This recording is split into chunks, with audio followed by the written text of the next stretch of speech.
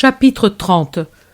Le sermon sur la montagne, les béatitudes, première partie. Jésus parle aux apôtres en leur assignant à chacun une place pour diriger et surveiller la foule qui monte dès les premières heures de la matinée avec des malades portés sur les bras ou sur des brancards ou qui se traînent avec des béquilles. Dans la foule, il y a Étienne et Hermas. L'air est pur et un peu frais, mais le soleil a vite fait de tempérer cet air de montagne un peu vif.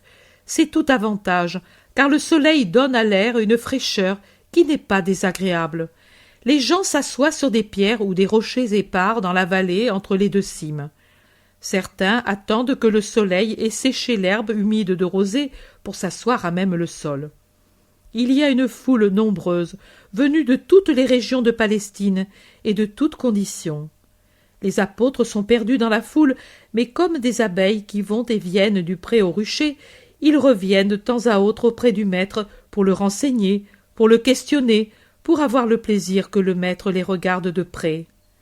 Jésus monte un peu plus haut que le pré qui est au fond de la vallée, s'adosse à la paroi d'un rocher et commence à parler.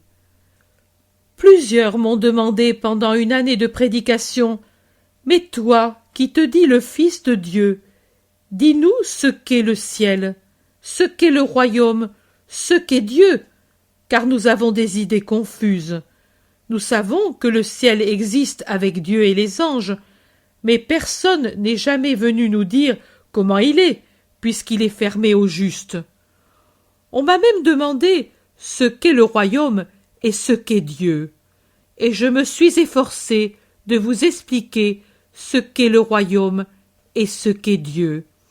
Efforcé, non parce qu'il m'était difficile de m'expliquer, mais parce qu'il m'est difficile, pour un ensemble de circonstances, de vous faire accepter une vérité qui se heurte, en ce qui concerne le royaume, contre tout un édifice d'idées qui se sont accumulées au cours des siècles, et en ce qui concerne Dieu, contre la sublimité de sa nature. D'autres encore m'ont demandé « C'est bien pour ce qui est du royaume et ce qui est de Dieu, mais comment conquiert-on celui-ci et celui-là » Ici aussi, j'ai cherché à vous expliquer patiemment l'âme véritable de la loi du Sinaï. Celui qui fait sienne cette âme s'approprie le ciel. Mais pour vous expliquer la loi du Sinaï, il faut aussi faire entendre le ton sévère du législateur et de son prophète. S'ils promettent des bénédictions à ceux qui l'observent, ils menacent de peines terribles et de malédictions ceux qui désobéissent. La manifestation du Sinaï fut terrible, et cette terreur se reflète dans toute la loi, se reflète dans tous les siècles et dans toutes les âmes. Mais Dieu n'est pas seulement législateur, il est Père, et un Père d'une immense bonté. Peut-être, et sans aucun doute, vos âmes affaiblies par le péché d'origine, par les passions, par les péchés, par des égoïsmes de toutes sortes, les vôtres et ceux d'autrui, ces derniers vous faisant une âme irritée, les vôtres une âme fermée, ne peuvent s'élever à la contemplation des infinies perfections de Dieu et de la bonté, encore moins que de tout autre, parce que c'est la vertu qui, avec l'amour, est le moins le partage des mortels. La bonté, ô la douceur d'être bon, sans haine, sans envie, sans orgueil. Avoir des yeux qui ne regardent que pour aimer, des mains qui ne se tendent que pour des gestes d'amour, des lèvres qui ne profèrent que des paroles d'amour, et un cœur surtout, qui, uniquement rempli d'amour, force les yeux, les mains et les lèvres à des actes d'amour. Les plus savants d'entre vous savent de quel don Dieu avait enrichi Adam, pour lui et pour ses descendants. Même les plus ignorants parmi les fils d'Israël savent qu'il y a en nous un esprit. Seuls les pauvres païens l'ignorent, cette hôte royale, ce souffle vital, cette lumière céleste qui sanctifie et vivifie notre corps.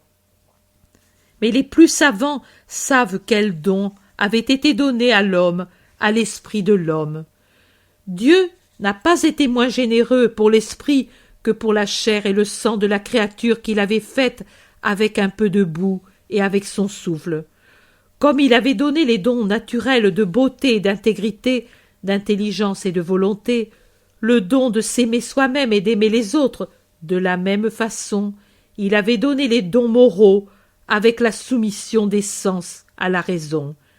Ainsi, dans la liberté et la maîtrise de soi et de la propre volonté, dont Dieu avait doté Adam, ne s'insinuait pas le pervers esclavage des sens et des passions, mais libre était l'amour de soi, libre la volonté, libre une juste jouissance, qui ne vous fait pas esclave en vous faisant sentir ce poison que Satan a répandu et qui déborde, en vous amenant hors du lit limpide sur des terrains fangeux, dans des marais malsains où fermentent les fièvres des sens charnels et des sens moraux.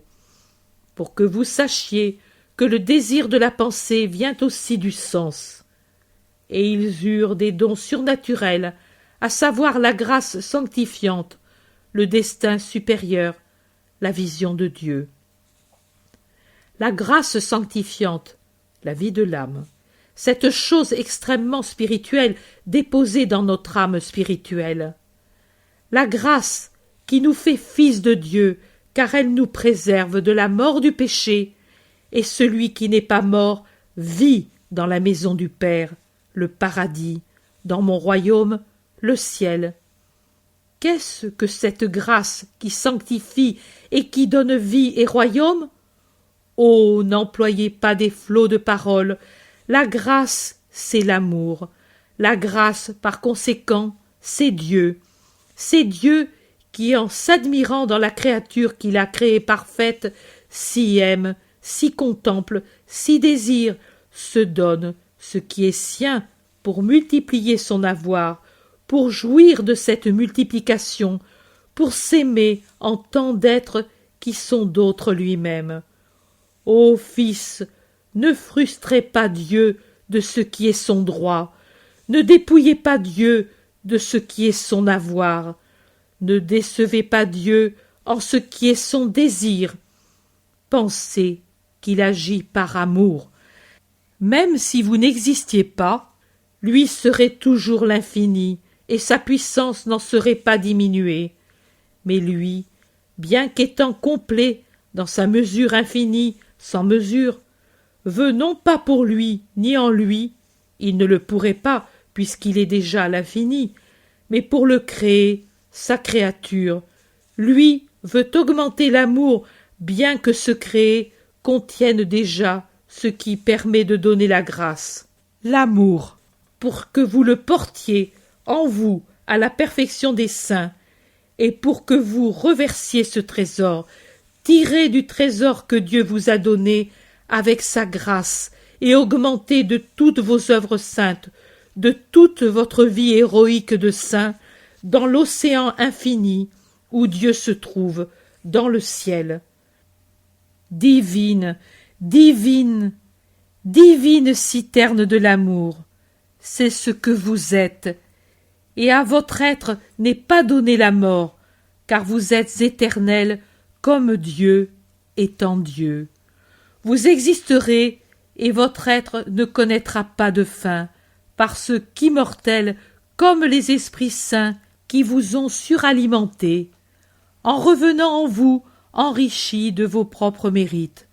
Vous vivez et nourrissez, vous vivez et enrichissez, vous vivez et formez cette très sainte chose qui est la communion des esprits, depuis Dieu, esprit très parfait, jusqu'à ce tout petit qui vient de naître, qui prend pour la première fois le sein maternel.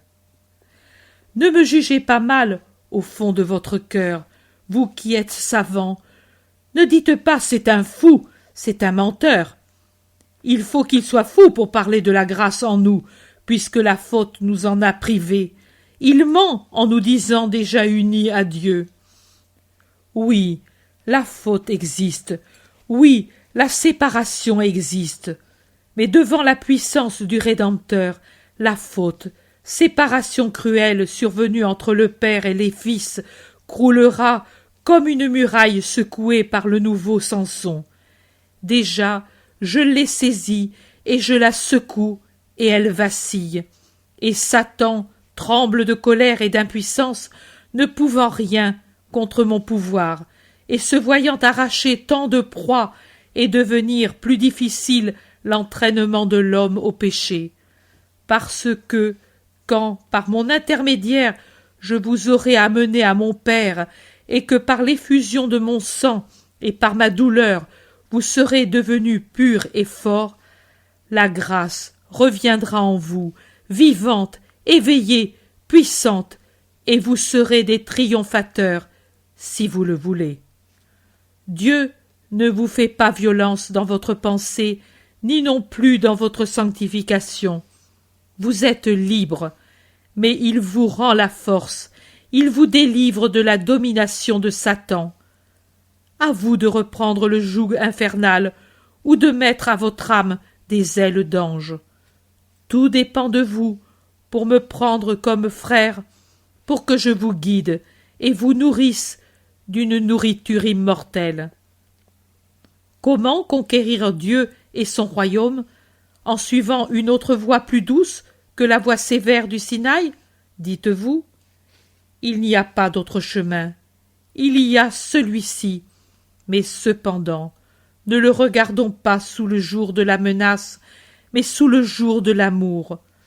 Ne disons pas « malheur si je ne fais pas ceci », en restant tremblant dans l'attente du péché, de n'être pas capable de ne pas pécher. Mais disons « bienheureux serai-je si je fais ceci », et avec un élan de joie surnaturelle, joyeux, élançons-nous vers ces béatitudes qui naissent de l'observation de la loi, comme les roses naissent dans un buisson épineux. Bienheureux si je suis pauvre en esprit, car alors le royaume des cieux est à moi. Bienheureux si je suis doux, parce que j'aurai la terre en héritage. Bienheureux si je suis capable de pleurer sans me révolter, car je serai consolé. Bienheureux si plus que du pain et du vin qui rassasient la chair, j'ai faim de justice. La justice me rassasiera. Bienheureux si je suis miséricordieux, car je profiterai de la divine miséricorde. Bienheureux si je suis pur de cœur, car Dieu se penchera sur mon cœur pur, et moi je le verrai. Bienheureux si j'ai l'esprit de paix, car Dieu m'appellera son fils, car je serai dans la paix et dans l'amour, et Dieu est l'amour qui aime celui qui est semblable à lui. Bienheureux si, par fidélité à la justice, je suis persécuté, parce que pour me dédommager des persécutions de la terre, Dieu me donnera le royaume des cieux. Bienheureux si on m'outrage, et si on m'accuse à tort pour savoir être ton fils, ô Dieu. Ce n'est pas la désolation, mais la joie que cela doit m'apporter, car cela me mettra au niveau de tes meilleurs serviteurs, les prophètes, qui furent persécutés pour la même raison et avec lesquels je crois fermement que je partagerai la même récompense, grande, éternelle, dans le ciel qui m'appartient. Regardons ainsi le chemin du salut à travers la joie des saints. Bienheureux serai-je si je suis pauvre en esprit. Ô fièvre satanique des richesses, à quel délire tu conduis les hommes, les riches, les pauvres. Le riche qui vit pour son or, idole infâme de son esprit en ruine. Le pauvre qui vit de la haine qu'il a pour le riche qui possède l'or, et même s'il ne se rend pas matériellement homicide, il proclame ses anathèmes contre les riches, leur souhaitant toutes sortes de maux. Il ne suffit pas de ne pas commettre le mal, il faut encore ne pas désirer le faire. Celui qui maudit en souhaitant malheurs et morts ne diffère pas beaucoup de celui qui tue matériellement, car il a en lui le désir de voir périr celui qu'il est. En vérité, je vous dis que le désir n'est qu'un acte que l'on retient, comme le fruit d'une conception déjà formée, mais non expulsée. Le désir mauvais empoisonne et corrompt, car il dure davantage que l'acte violent. Il s'enracine plus profondément que l'acte lui-même. Celui qui est pauvre en esprit, s'il est matériellement riche, ne pêche pas à cause de l'or, mais avec son or, il réalise sa sanctification parce qu'il en fait de l'amour. Aimé et béni, il est semblable à ces sources qui sauvent les voyageurs dans les déserts et qui se donnent sans avarice, heureuses de pouvoir se donner pour soulager ceux qui désespèrent. S'il est réellement pauvre, il est joyeux dans sa pauvreté et trouve son pain agréable. Il est joyeux car il échappe à la fièvre de l'or. Son sommeil ignore les cauchemars et il se lève bien reposé pour se mettre tranquillement à son travail qui lui est léger parce qu'il le fait sans avidité, sans envie. L'homme peut être riche matériellement avec l'or, moralement par ce qu'il affectionne. Sous le nom d'or, on comprend non seulement les ressources pécuniaires, mais les maisons, les champs, les bijoux, les meubles, les troupeaux, tout ce qui en somme donne l'aisance à la vie. Les richesses morales consistent dans les liens de parenté ou de mariage, les amitiés, les richesses intellectuelles, les charges publiques.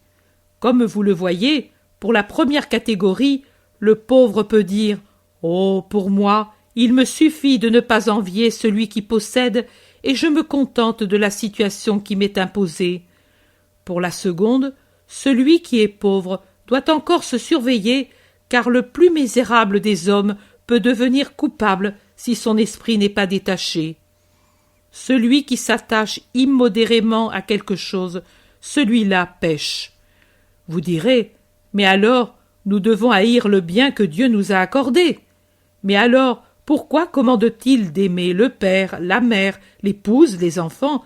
Et pourquoi dit-il « Tu aimeras ton prochain comme toi-même » Il faut distinguer. Nous devons aimer le père, la mère, l'épouse et le prochain, mais dans la mesure que Dieu nous a fixée, comme nous-mêmes. Tandis que Dieu doit être aimé par-dessus tout, et avec tout nous-mêmes. Nous ne devons pas aimer Dieu comme nous aimons ceux qui nous sont les plus chers. Celle-ci parce qu'elle nous a allaités, cette autre parce qu'elle dort sur notre poitrine et qu'elle nous donne des enfants. Mais nous devons l'aimer avec tout nous-mêmes, c'est-à-dire avec toute la capacité d'aimer qui existe dans l'homme. Amour de fils, amour d'époux, amour d'amis, et, oh, ne vous scandalisez pas, amour de père.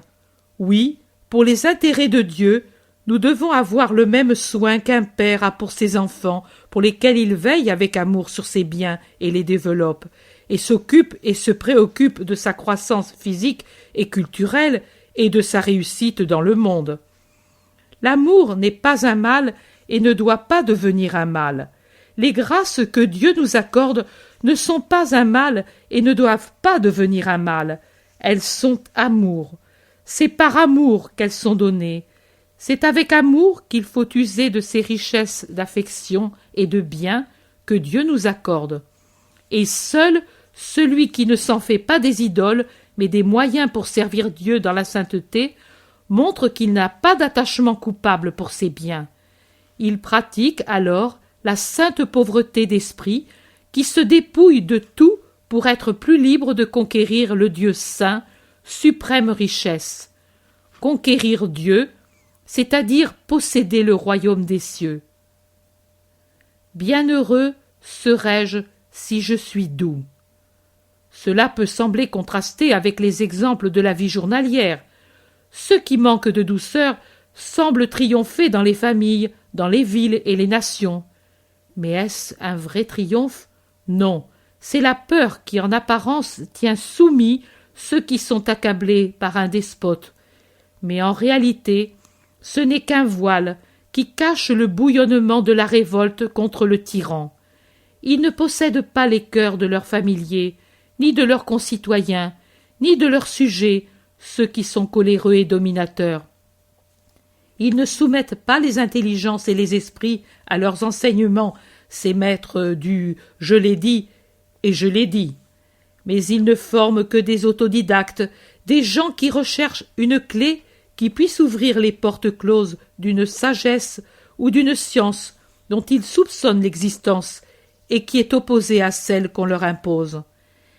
Ils n'amènent pas à Dieu ces prêtres qui ne vont pas à la conquête des esprits avec une douceur patiente, humble, aimante, mais qui semblent des guerriers armés qui se lancent à l'attaque tant ils marchent avec violence et intransigeance contre les âmes. Ô pauvres âmes, si elles étaient saintes, elles n'auraient pas besoin de vous, prêtres, pour rejoindre la lumière. Elles l'auraient déjà en elles. Si elles étaient justes, elles n'auraient pas besoin de vous, juges, pour être retenues par le frein de la justice. Elles l'auraient déjà en elles. Si elles étaient saines, elles n'auraient besoin de personne pour les soigner. Soyez donc doux, ne mettez pas les âmes en fuite, attirez-les par l'amour, car la douceur, c'est de l'amour tout comme la pauvreté d'esprit. Si vous êtes doux, vous aurez la terre en héritage. Vous amènerez à Dieu ce domaine qui appartenait à Satan. En effet, votre douceur, qui est aussi amour et humilité, aura vaincu la haine et l'orgueil, en tuant dans les âmes le roi abject de l'orgueil et de la haine, et le monde vous appartiendra, et donc appartiendra à Dieu, car vous serez les justes qui reconnaissent Dieu comme le maître absolu de la création, à qui on doit donner louange et bénédiction et rendre tout ce qui lui appartient. Bienheureux serai-je si je sais pleurer sans me révolter. La douleur existe sur la terre, et la douleur arrache des larmes à l'homme. La douleur n'existait pas, mais l'homme l'a apportée sur la terre, et par la dépravation de son intelligence s'efforce de la faire croître de toutes les façons. Il y a les maladies, les malheurs qu'amène la foudre, la tempête, les avalanches, les tremblements de terre. Mais voilà que l'homme, pour souffrir et surtout pour faire souffrir, car nous voudrions que ce soit non pas nous, mais les autres qui pâtissent des moyens étudiés pour faire souffrir, voilà que l'homme invente des armes meurtrières toujours plus terribles et des tortures morales toujours plus astucieuses. Que de larmes l'homme arrache à l'homme à l'instigation de son roi secret, Satan. Et pourtant, en vérité, je vous dis que ces larmes n'amoindrissent pas l'homme, mais le perfectionnent. L'homme est un enfant distrait, un étourdi superficiel, un être d'intelligence tardive, jusqu'à ce que les larmes en fassent un adulte réfléchi, intelligent. Seuls ceux qui pleurent ou qui ont pleuré savent aimer et comprendre. Aimer les frères qui pleurent comme lui, les comprendre dans leur douleur, les aider avec une bonté qui a éprouvé comme cela fait mal d'être seul quand on pleure. Et ils savent aimer Dieu, car ils ont compris que tout est douleur excepté Dieu, parce qu'ils ont compris que la douleur s'apaise si on pleure sur le cœur de Dieu, parce qu'ils ont compris que les larmes résignées qui ne brisent pas la foi, qui ne rendent pas la prière aride, qui ne connaissent pas la révolte, changent de nature et de douleur deviennent consolation. Oui, ceux qui pleurent en aimant le Seigneur seront consolés. Bienheureux serai-je si j'ai faim et soif de justice. Du moment où il naît jusqu'au moment où il meurt, l'homme est avide de nourriture. Il ouvre la bouche à sa naissance pour saisir le tétin. Il ouvre les lèvres pour absorber de quoi se restaurer dans les étreintes de l'agonie. Il travaille pour se nourrir. La terre est pour lui comme un sein gigantesque auquel il demande incessamment sa nourriture pour ce qui meurt. Mais qu'est l'homme? Un animal? Non, c'est un fils de Dieu, en exil pendant des années plus ou moins nombreuses, mais sa vie n'est pas finie quand il change de demeure. Il y a une vie à l'intérieur de la vie, comme dans une noix. Il y a le cerneau. ce n'est pas la coque qui est la noix, mais c'est le cerneau intérieur qui est la noix. Si vous semez une coque de noix, rien ne pousse, mais si vous semez la coque avec la pulpe, il naît un grand arbre. Il en est ainsi de l'homme. Ce n'est pas la chair qui devient immortelle, c'est l'âme, et il faut la nourrir pour l'amener à l'immortalité à laquelle, par amour, elle peut amener la chair dans la résurrection bienheureuse. La nourriture de l'âme, c'est la sagesse et la justice. On les absorbe comme un liquide et une nourriture fortifiant. Et plus on s'en nourrit, plus augmente la sainte avidité de posséder la sagesse et de connaître la justice. Mais il viendra un jour où l'âme insatiable de cette sainte faim sera rassasiée.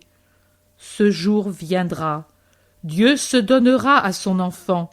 Il l'attachera directement à son sein. Et l'enfant au paradis se rassasiera de la mère admirable qui est Dieu lui-même et ne connaîtra jamais plus la faim, mais se reposera bienheureux sur le sein divin. Aucune science humaine n'atteint cette science divine. La curiosité de l'intelligence peut être satisfaite, mais pas les besoins de l'esprit. Et même à cause de la différence de saveur, l'esprit éprouve du dégoût et détourne sa bouche du tétin amer, préférant souffrir de faim qu'absorber une nourriture qui n'est pas venue de Dieu. N'ayez aucune crainte, vous qui êtes assoiffés ou affamés de Dieu. Restez fidèles et vous serez rassasiés par celui qui vous aime. Bienheureux serai-je si je suis miséricordieux. Qui d'entre les hommes peut dire « Je n'ai pas besoin de miséricorde » ? Personne. Or, si dans l'ancienne loi il est dit « œil pour œil et dent pour dent », pourquoi ne devrait-on pas dire dans la nouvelle « Qui aura été miséricordieux trouvera miséricorde » ? Tous ont besoin de pardon. Eh bien, ce n'est pas la formule et la forme d'un rite qui ne sont que des symboles extérieurs accordés à l'opaque esprit humain qui obtiennent le pardon, mais c'est le rite intérieur de l'amour ou encore de la miséricorde. Que si on a imposé le sacrifice d'un bouc ou d'un agneau et l'offrande de quelques pièces de monnaie, cela fut fait parce qu'à la base de tout mal on trouve encore toujours deux racines, la cupidité et l'orgueil. La cupidité est punie par la dépense qu'il faut faire pour l'offrande, l'orgueil par la confession publique du rite. Je célèbre ce sacrifice parce que j'ai péché. Et cela se fait aussi pour annoncer les temps et les signes des temps, et le sang répandu est la figure du sang qui sera répandu pour effacer les péchés des hommes. Bienheureux donc celui qui sait être miséricordieux pour ceux qui sont affamés, nus, sans toit, pour ceux encore plus misérables qui sont ceux qui ont un mauvais caractère, qui fait souffrir ceux qui le possèdent et ceux qui vivent avec eux. Ayez de la miséricorde, pardonnez, compatissez, secourez, instruisez, soutenez. Ne vous enfermez pas dans une tour de cristal en disant « Moi, je suis pur et je ne descends pas parmi les pécheurs. » Ne dites pas « Je suis riche et heureux et je ne veux pas entendre parler des misères d'autrui. » Pensez que plus vite que la fumée que disperse un grand vent, votre richesse peut se dissiper, et aussi votre santé, votre aisance familiale. Et rappelez-vous que le cristal fait office de loupe, et que ce qui serait passé inaperçu en vous mêlant à la foule, vous ne pourrez plus le tenir caché, si vous vous établissez dans une tour de cristal, seul, séparé, éclairé de tous côtés. Miséricorde pour accomplir un sacrifice secret, continuel, saint d'expiation, et obtenir miséricorde. Bienheureux serai-je si j'ai le cœur pur. Dieu est pureté. Le paradis est le royaume de la pureté.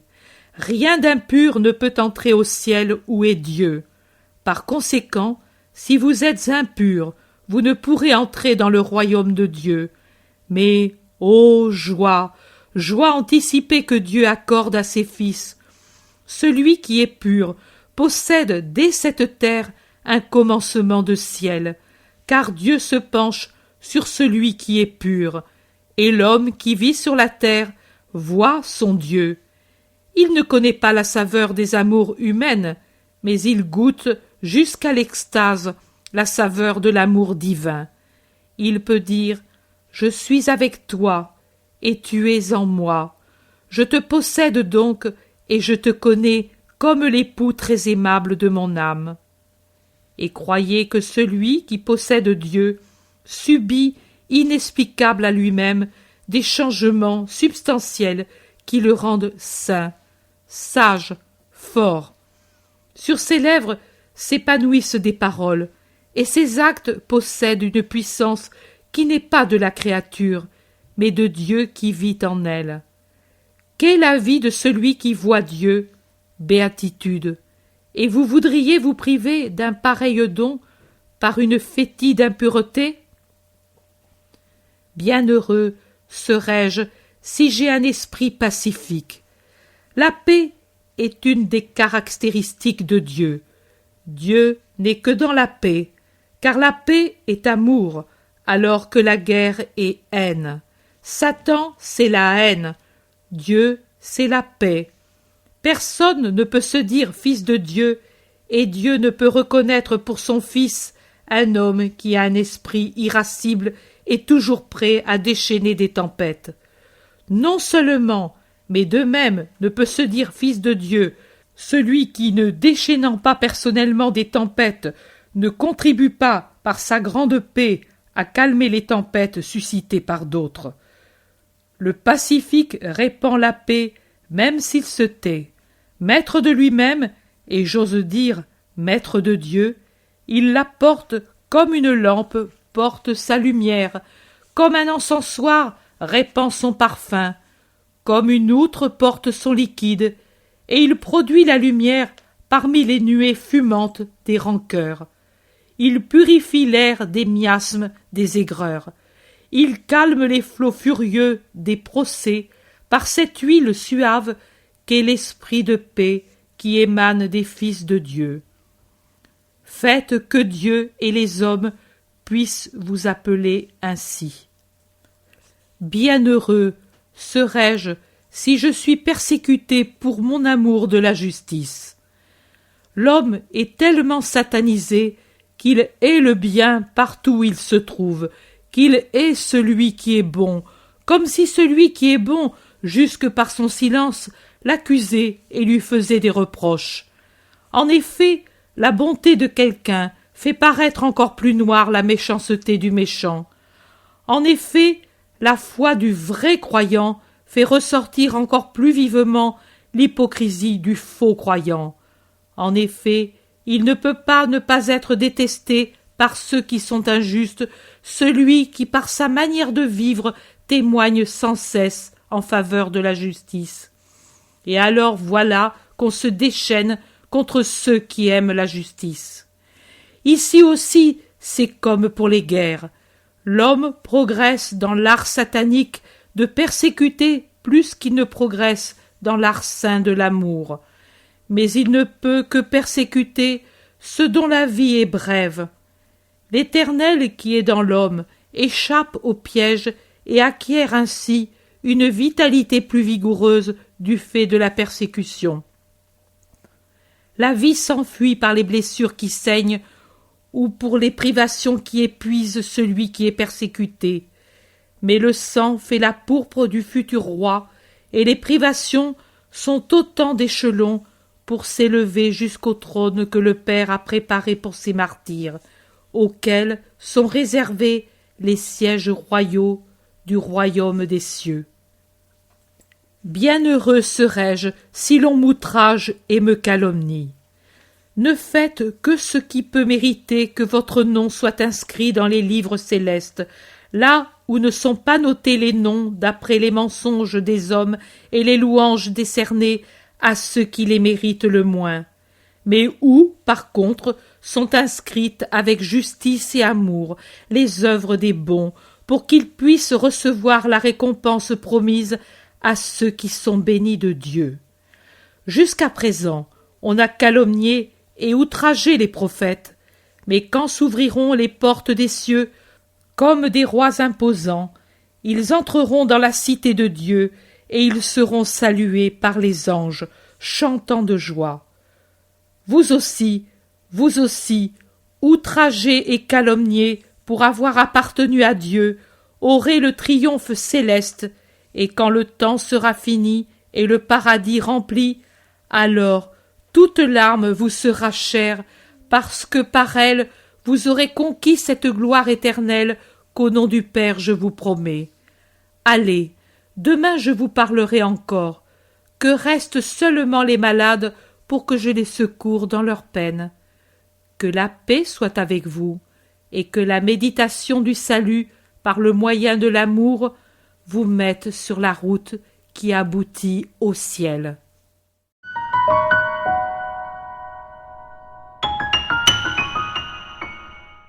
L'intérêt pour les écrits de Maria Valtorta ne cesse de grandir. Et les fruits récoltés, vocation, conversion, sont immenses. Visionnaire de la vie du Christ, de la conception de Marie jusqu'au début de l'Église, sa description des personnages, de leur psychologie, la précision des lieux où ils évoluent, des coutumes et mœurs de l'époque, est proprement sidérante et à ce jour inégalée.